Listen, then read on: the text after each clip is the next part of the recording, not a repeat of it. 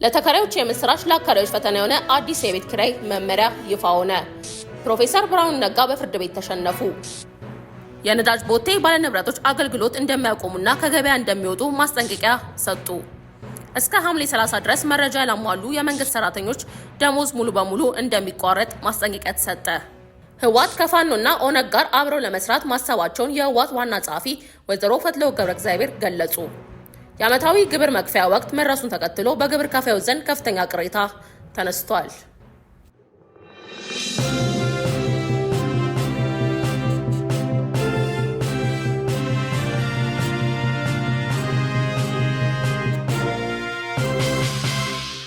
ሰላም ጤና ይስጥልኝ። የተከበራችሁ የመረጃ ሊንክ ቤተሰቦች እንደሚከተለው ዝርዝር ትንታኔውን የምናሰማችሁ ይሆናል። በአዲስ አበባ ከተማ የመኖሪያንና የንግድ ቤቶችን ማከራየት ከበፊት ይበልጥ ጥብቅ የሚያደርጉ አዳዲስ የህግ አሰራሮች፣ እገዳዎችና የቁጥጥር እርምጃዎች በስራ ላይ መዋላቸው ተገለጸ። አዲሱ አሰራር ትኩረት ካደረገባቸው ዋና ዋና ነጥቦች መካከል የቤት ኪራይ ክፍያ አፈጻጸም ይገኝበታል። በካሽ መክፈልም ሆነ መቀበል በጥብቅ ተከልክሏል። ከእንግዲህ በቤት አከራይና ተከራይ መካከል የሚደረግ ማንኛውም የኪራይ ክፍያ በጥሬ ገንዘብ መፈጸም አይቻልም። ክፍያው በባንክ ወይም በህጋዊ የዲጂታል ክፍያ አማራጮች ብቻ መፈጸም እንደሚኖርበት ተመልክቷል። አዲስ ህግ አከራዮችና ተከራዮች ሊከተሏቸው የሚገቡ ጥብቅ ደንቦችን ያካተተ ሲሆን ህጋዊ የውል ስምምነት ሳይኖርና በውልና ማስረጃ ወይም በሚመለከተው የመንግስት አካል ሳይመዘገብ ቤት ማከራየት በፍጹም አይቻልም። ይህ አሰራር ያልተገደበና ህገወጥ የኪራይ ዋጋ ጭማሪ ለመግታት እንዲሁም የቤት ኪራይ ውሎችን ወደ ህጋዊና ቁጥጥር የሚደረግበት ስርዓት ለማስገባት ያለመ ነው ተብሏል። ህጉን በማስከበር ሂደት ላይ የመጀመሪያዎቹ እርምጃዎች መወሰድ የጀመሩ ሲሆን ያነጋገርናቸው አንድ ተከራይ እንደገለጹት ከሆነ ቀደም ሲል 11 ሺህ ብር ይከፍሉ የነበረ ቢሆንም አከራዩ አዲስ ውል በሚያደርጉበት ወቅት ክፍያውን ወደ 25 ሺህ ብር ለማሳደግ ጠይቋቸው ነበረ። ተከራዩ የቀድሞውን ዓመት ውል እንዲያቀርቡ በተጠየቁበት መሰረት ቀደም ሲል 11 ሺህ ብር ይከፍሉ እንደነበር በማረጋገጣቸው አከራዩ ከህግ ውጪ ከመጠን በላይ ያልተገባ የዋጋ ጭማሪ በማድረጋቸው የገንዘብ ቅጣት ተጥሎባቸዋል። በዚህ መሰረት የከተማው አስተዳደር ባስቀመጠው ህጋዊ የዋጋ ጭማሪ ጣሪያ መሰረት ክፍያው ተስተካክሎ ተከራዩ በህጉ መሰረት በተወሰነው ልክ እንዲከፍሉ ተደርጓል።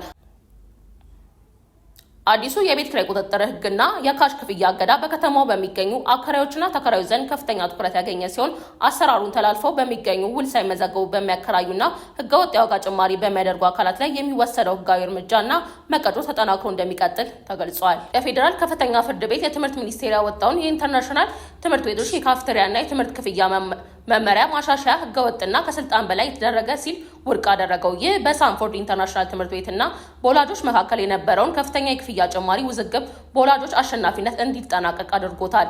ውዝግቡ የተቀሰቀሰው የሳንፎርድ ትምህርት ቤት የትምህርት ሚኒስቴርን መመሪያ ማሻሻያ እንደ ሽፋን በመጠቀም የትምህርት ክፍያዎችን እንደገና ማስተካከል በሚል ስም በከፍተኛ ሁኔታ በመጨመሩ ነው። ትምህርት ቤቱ አነስተኛ ክፍያ ይከፍሉ የነበሩ ተማሪዎችን ወደ ከፍተኛ የክፍያ ደረጃ በማሸጋገር ክፍያውን ሰማይ እንዲነካ አድርጎት ነበረ። ይህንን ያልተቀበሉት 132 የወላጅ ተወካዮች የትምህርት ሚኒስቴር ያወጣው መመሪያ ማሻሻያ ህጋዊ መሰረት የለውም በሚል ጉዳዩን ወደ ፍርድ ቤት ወስደውታል። ጉዳዩ ሲመለከቱ የቆዩት የፌዴራል ከፍተኛ ፍርድ ቤት የሶስት ዳኞች ችሎት የሚከተሉትን ዋና ዋና ውሳኔዎች አስተላልፈዋል። የትምህርት ሚኒስቴር በፕሮፌሰር ብርሃኑ ነጋ የሚመራው ያወጣው መመሪያ ማሻሻያ ህጋዊ አሰራርን ያልተከተለና ሚኒስቴሩ ከተሰጠው ህጋዊ ስልጣን በላይ የወጣ ነው ሲል ፍርድ ቤቱ ወስኗል። ሚኒስትሩ ያወጣው ማሻሻያ ህገወጥ በመሆኑ ሙሉ በሙሉ እንዲሰረዝ ተደርጓል። ሳንፎርድና ሌሎች ኢንተርናሽናል ትምህርት ቤቶች ላደረጉት የክፍያ ጭማሪ እንደ ምክንያት ሊጠቀሙበት የነበረው ህጋዊ ሽፋን በዚህ ውሳኔ ምክንያት ፈርሷል። ፍርድ ቤቱ የሰጠውን ውሳኔ ተከትሎ የትምህርት ሚኒስቴር መመሪያውን እንደገና ሊያዘጋጅ ወይም የይግባኝ አቤቱታ ሊያቀርብ እንደሚችል ቢገምትም የህግ ባለሙያዎች ግን ሚኒስቴሩ ግልጽ ህጋዊ ስልጣን ሳይኖረው በሚያወጣቸው ማናቸውም አዳዲስ መመሪያዎች ላይ ተደጋጋሚ የህግ ፈተናዎች ሊገጥሙት እንደሚችሉ አስጠንቅቀዋል። ይህ የፍርድ ቤት ውሳኔ በኢንተርናሽናል ትምህርት ቤቶች ይደረጉ የነበሩ ያልተገደቡ የክፍያ ጭማሪዎችን ለመክታትና የወላጆችን መብት ለማስከበር ትልቅ የህግ መደገፊያ እንደሚሆን ተገልጿል። በኢትዮጵያ የፈሳሽ ጭነት ነዳጅ በማጓጓዝ ዘርፍ የተሰማሩ ባለንብረቶች በአሁኑ ወቅት እየገጠማቸው ባለው ከፍተኛ የዋጋ ግሽበት፣ የመለዋወጫ እቃዎች መወደድና የታሪፍ ማሻሻያ ለመደረግ ምክንያት ከባድ ኪሳራ ውስጥ መውደቃቸውን በመግለጽ አገልግሎት አቁመው ከገበያ ለመውጣት እንደተገደዱ አስታወቁ። የኢትዮጵያ የፈሳሽ ጭነት ማጓጓዣ ባለንብረቶች ማህበር አባላቱን በመጥራት በዘርፉ በተደቀኑ ዘርፈ ብዙ ፈተናዎችና ቀጣይ የጋራ አቋሞች ዙሪያ የምክክር ስብሰባ አካሂዷል። የማህበሩ ፕሬዝዳንት አቶ ጸጋ አስማረ እንደገለጹት የታሪፍ ማሻሻያ ከተደረገ ረጅም ጊዜ ተቆጥሯል። ነገር ግን በአሁኑ ወቅት የመለዋወጫ እቃዎች እንደ ጎማና ዘይት ያሉ ዋጋ በአስደናቂ ሁኔታ ጨምሯል። ለአብነት ያህል አምና 40 ሺህ ብር የነበረው አንድ የመኪና ጎማ በአሁኑ ወቅት 75 ሺህ ብር መድረሱ ጠቁመዋል። ከዚህ በተጨማሪ የአሽከርካሪዎች ደሞዝ፣ የጥገና ወጪና አጠቃላይ የስራ ማስኬጃ ዋጋ መናሩ ባለንብረቶች ከዕለት ወደ ዕለት ለከፋ ኪሳራ ዳርጓቸዋል። ከሚኒስቴር መስሪያ ቤቶች ጋር የተደረገው ጥናት ምላሽ አላገኘም። ባለንብረቶቹ ችግሩን በዘፈቀደ ሳይሆን በሳይንሳዊ መንገድ ለማስረዳት ከሚመለከታቸው የመንግስት አካላት ጋር በመሆን ጥናት ማካሄዳቸውን ገልጸዋል። ጥናቱ የተሰራው በጋራ የተቋቋመ ቡድን ሲሆን አባላቱም ከነዳጅና ኢነርጂ ባለስልጣን፣ ከትራንስፖርትና ሎጂስቲክ ሚኒስቴር፣ ከንግድና ቀጠናዊ ትስስር ሚኒስቴር እንዲሁም ከራሱ ከማህበሩ የተውጣጡ ባለሙያዎችን ያካተተ ነበረ። ይህ ጥናት ተጠናቆ ለአስፈጻሚው አካላት ቢቀርብም መንግስት እስካሁን የነዳጅ ፍላጎትን፣ የወጡ ወጪዎችን ያገናዘበ አዎንታዊ የታሪፍ ማሻሻያ ምላሽ በመስጠቱ በኩል መዘግየቱን ባለንብረቶቹ ክፉኛ እየጎዳ ይገኛል። የባለንብረቶች ሌላ አጣብቂኝ ከወጪ መናርና ታሪፍ አለመሻሻል ባሻገር ባለንብረቶች ሌላ ትልቅ ህጋዊና ኢኮኖሚያዊ ስጋት ደቅኖባቸዋል። አሽከርካሪዎቹ ከባለንብረቱ እውቅናና ፍቃድ ውጪ የሚፈጸሙ የኮንትሮባንድ እንቅስቃሴ ሲገኝ የመንግስት አካላት ሙሉ ተሽከርካሪውና ነዳጁን የመውረስ እርምጃ እየወሰዱባቸው ይገኛሉ። ባለንብረቶቹ ባልሰራ ነውና ባላወቅነው ስህተት ንብረታችን እየተወረሰ ለተደራራቢ ኪሳራ ይዳረግን ነው ሲሉ አጥብቀው ከሰዋል። በአገሪቱ ከ4700 በላይ የነዳጅ ቦቴዎች በ59 የነዳጅ ኩባንያዎች ስር አገልግሎት እየሰጡ እንደሚገኝ ይታወቃል። የፈሳሽ ጭነት ትራንስፖርት ለሀገሪቱ የኢኮኖሚ እንቅስቃሴና ለህዝብ የዕለት ተዕለት እንቅስቃሴ ወሳኝ ደም ስር እንደመሆኑ መጠን የተደቀኑ ችግሮች በአስቸኳይ ካልተፈቱ በነዳጅ አቅርቦትና ስርጭት ላይ ከፍተኛ መስተጓጎል ሊፈጥር እንደሚችል ማህበሩ አሳስቧል። የቤንሻንጉል ጉሙዝ ክልል መንግስት አስፈላጊ ትምህርት ተያያዥ ማስረጃዎችን በተቀመጠው ጊዜ ገደብ ውስጥ ያላሟሉ የመንግስት ሰራተኞችን ደሞዝ ሙሉ በሙሉ እንደሚያቋርጥ በጥብቅ አስጠነቀቀ። የክልሉ ምክትል ርዕሰ መስተዳድር አቶ ጌታሁን አብዲሳ በፈረሙበት ደብዳቤ እንደተገለጸው በክልሉ በሚገኙ የመንግስት ሰራተኞች የትምህርትና ሌሎች አስፈላጊ ማስረጃዎች ላይ ከሚያዝያ ወር ጀምሮ አጠቃላይ ማጣራት ሲደረግ ቆይቷል። በተደረገው ማጣራት በርካታ የሰራተኞች የትምህርት ማስረጃዎችና ተያያዥ መረጃዎች በበቂ ሁኔታ ተደራጅተው አለመገኘታቸው ተጠቅሷል። ይህም አሰራርን ግልጽ ለማድረግና የትምህርት ማስረጃዎችን ለማጥራት እየተከናወነ ያለው እንቅስቃሴ አካል መሆኑ ተመልክቷል። የክልሉ መንግስት ለችግሩ እልባት ለመስጠት የመጨረሻውን ቀነ ገደብ ያስቀመጠ ሲሆን ማንኛውም የመንግስት ሰራተኛ በአካል ቀርቦ አስፈላጊ መረጃዎችና የትምህርት ማስረጃዎችን ማሟላት ይኖርበታል። መረጃዎችን ሞልቶ የማጠናቀቂያው የመጨረሻው ቀን እስከ ሐምሌ 30 ቀን ድረስ ብቻ መሆኑ ተደንግጓል። በተቀመጠው ጊዜ ገደብ ውስጥ መረጃውን የሚያሟላ ማንኛውም ሰራተኛ ደሞዙ ሙሉ በሙሉ እንደሚቋረጥ ተገልጿል። ይህ እርምጃ የመንግስት መስሪያ ቤቶችን አሰራር ለማዘመን የሐሰተኛ የትምህርት ማስረጃዎችን ለማጥራትና ብቃት ያለው የሰው ኃይል አደረጃጀት ለመፍጠር ያለመ እንደሆነ ይታመናል። በትግራይ ክልል በሁሉም አካባቢዎች ከባለፈው ጀምሮ ህዝባዊ ውይይቶች እየተካሄዱ የሚገኙ ሲሆን ህዝቡና ወጣቱ ለቀጣይ ጦርነት ዝግጁ እንዲሆን ከአመራሮች ጥሪ እየቀረበለት መሆኑ ተሰማ። ይህንን ተከትሎ የተደቀነው ወታደራዊ ስጋትና የግዳጅ ምልመላ ለመሸሽ የሚሞክሩ በርካታ ወጣቶች የመቀሌን ራስ አሉላ አባ ነጋ አየር መንገድ እያጨናነቁት ይገኛሉ።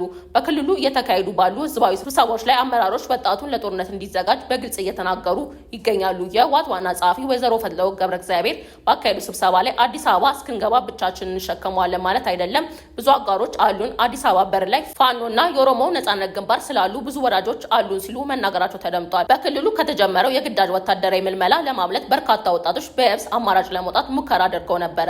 ሆኖም ግን በየብስ መንገዶች ኬላዎች ላይ በተጣለው ጥብቅ ቁጥጥር ምክንያት በዚያ በኩል መውጣት አልቻሉም። ይህን ተከትሎ ብቸኛው መንገድ የአየር ትራንስፖርት በመሆኑ በርካታ ወጣቶችና መንገደኞች በከፍተኛ ቁጥር ወደ አየር መንገድ አቅንተዋል። የየብስ መንገዱ በመዘጋቱ ምክንያት የአየር መንገድ ትራንስፖርት ፍላጎት ከመጠኑ በላይ ጨምሯል። በመቀሌ ራስ አሉላ አባ ነጋ ዓለም አቀፍ አውሮፕላን ማረፊያ ወደ አዲስ አበባ ለመጓዝ የኢትዮጵያ አየር መንገድ ትኬት የቆረጡ መንገደኞች ቁጥር በከፍተኛ ሁኔታ አድጓል። በዚህ ምክንያት መንገደኞች ከወትሮ በተለየ መልኩ ለመብረር ከ2 እስከ 3 ሳምንታት የሚደርሱ ረጅም ወረፋ ለመጠበቅ መገደዳቸውን ተዘግቧል። ከፍላጎቱ ማደግ ጋር ተያይዞ ከዚህ ቀደም 8500 ብር ገደማ የነበረው የመቀሌ አዲስ አበባ የአውሮፕላን ቲኬት ዋጋ በ4 እጥፍ ገደማ በመጨመር በአሁኑ ወቅት እስከ 33000 ብር ደርሷል። በክልሉ እየተስተዋለ ያለው የጦርነት ስጋት፣ የህዝብ ስብሰባዎችና የግዳጅ ወታደራዊ ምልመላ በአካባቢው ነዋሪዎችና በወጣቶች ዘንድ ከፍተኛ ስጋትና ጭንቅንቅ የፈጠረ ሲሆን የቲኬት ዋጋው በከፍተኛ ሁኔታ መወደዱ ከመውጣት የከበዳቸውን ወጣቶች ለተደራራቢ እንግልት ዳርጓቸዋል።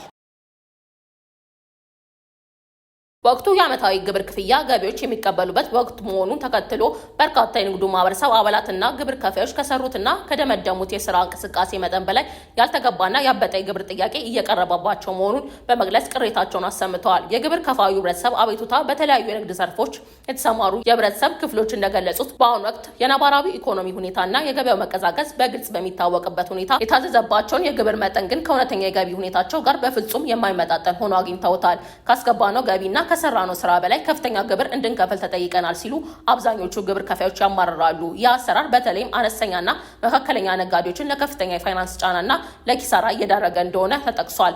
ዓመታዊ የግብር ትመናውና አተማመኑ ፍትሐዊ አይደለም የሚሉት ነጋዴዎች ችግሩ በአስቸኳይ ካልተፈታ በርካታ የንግድ ተቋማት በከፍተኛ ዕዳ ምክንያት በራቸውን ለመዝጋት ሊገደዱ እንደሚችሉ፣ በህብረተሰቡ ላይ የሚጣለው አላስፈላጊ የግብር ጫና በመጨረሻ የሸቀጦችና የአገልግሎቶች ዋጋ ላይ ተስፋፍቶ ተጨማሪ የዋጋ ግሽበት ሊፈጥር እንደሚችል ስጋታቸውን ገልጸዋል። የሚመለከታቸው ገቢዎችና የግብር ሰብሳቢ አካላት የግብር ትመናውን በተጨባጭ መረጃና በእውነተኛ የገቢ መጠን ላይ በመመስረት እንደገና እንዲመረምሩትና ፍትሐዊ አሰራር እንዲሰፍን ጥሪ አቅርበዋል። ለዕለቱ ያዝንላችሁ ዘገባዎች እነዚህ ነበሩ። በየዕለቱ ትኩስ ዜናዎች እንደርሷችሁ ቻናላችንን ሰብስክራይብ በማድረግ ቤተሰብ ይሁኑ። መልካም ጊዜ